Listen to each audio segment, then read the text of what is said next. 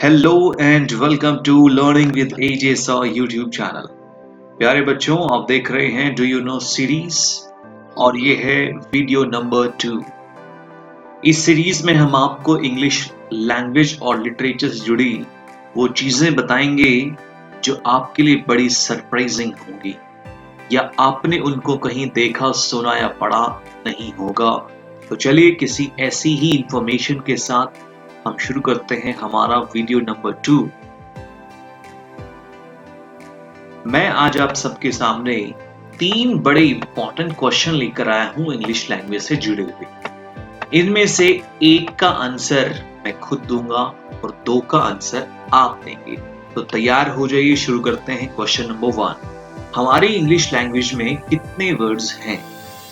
आप काफी सालों से इंग्लिश लैंग्वेज को पढ़ रहे हैं, क्या आपने कभी रियलाइज किया है कि हमारी इस लैंग्वेज में कितने सारे वर्ड्स हैं?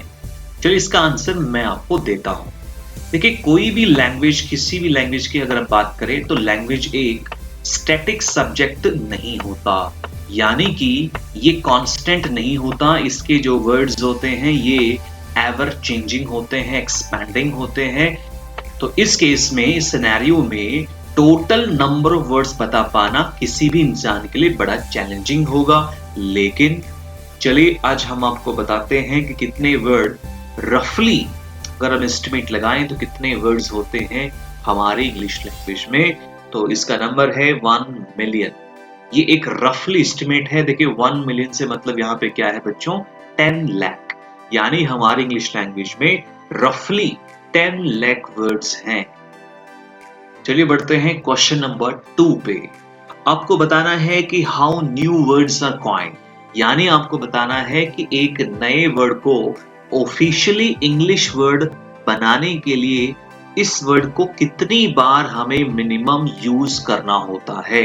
यानी सपोज कीजिए मैं कोई एक नया वर्ड आपके सामने बनाना चाहता हूं आज से ही, और इस वर्ड को ऑफिशियली मैं एक इंग्लिश का वर्ड बनाना चाहता हूं, तो मैं इसे कितनी बार यूज करूं कि ये वर्ड ऑफिशियली इंग्लिश का एक वर्ड बन जाए। इसका आंसर आपको तैयार रखना है और इसका आंसर आपको नेक्स्ट क्वेश्चन के साथ में देना है जब आपके लिए टाइमर शुरू होगा। तो चलिए बढ़ते हैं लास्ट क्वेश्चन पे और थर्ड क्वेश्चन ये है कि average time taken for a new word to be coined, यानी कि कितना एवरेज टाइम लगता है एक नए वर्ड को कॉइन करने में। तो दोनों के आंसर आपको अभी के अभी लिखने हैं कमेंट सेक्शन में, और मैं आपके लिए टाइमर्स भी शुरू करने वाला हूं। एक बार दोबारा समझिए, आपको 2 आंसर लिखने हैं। पहले में आपको बताना है कि कितने बार किसी वर्ड को यूज करने पर वो नया वर्ड बन जाता है ऑफिशियली इंग्लिश में, और थर्ड क्वेश्चन का आंसर भी आपको लिखना है जिसमें बताना है, टाइमिंग बतानी है कि कितने एवरेज टाइम में एक नया वर्ड इंग्लिश में ऐड हो रहा है। Your time starts now.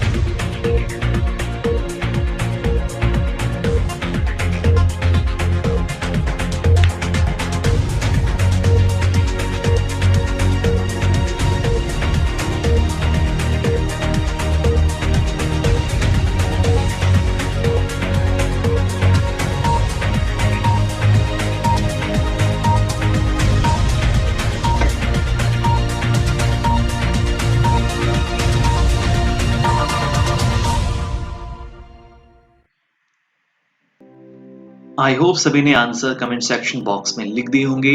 और चलिए अब देखते हैं कि इनका राइट आंसर क्या है। तो क्वेश्चन नंबर 2 का राइट आंसर है 25,000 टाइम्स। जी हाँ बच्चों, बीबीसी में पब्लिश एक रिपोर्ट के अनुसार कि किसी भी नए वर्ड को अगर हमें ऑफिशियली इंग्लिश वर्ड की तरह एक्सेप्ट करना है तो इसके लिए एक क्राइटेरिया रखा गया है। वो ये है कि अगर उस वर्ड को हम सोशल मीडिया साइट्स या इसी के तरीके के दूसरे प्लेटफॉर्म्स पर उस वर्ड को अगर हम 25,000 टाइम्स यूज करें तो वो वर्ड इंग्लिश लैंग्वेज डिक्शनरी में ऐड होने के लिए एप्लीकेबल हो जाता है। चलिए बढ़ते हैं थर्ड क्वेश्चन के आंसर पर। तो इसका सही आंसर है 98 मिनट्स। जी हाँ, एक नया वर्ड हर एक 98 मिनट्स में बन रहा है। आई होप ये क्वेश्चन और आंसर आप याद रख पाएंगे। आज के लिए इतना ही, मिलते हैं डू यू नो सीरीज की थर्ड वीडियो में। तब तक के लिए good bye and have a nice day.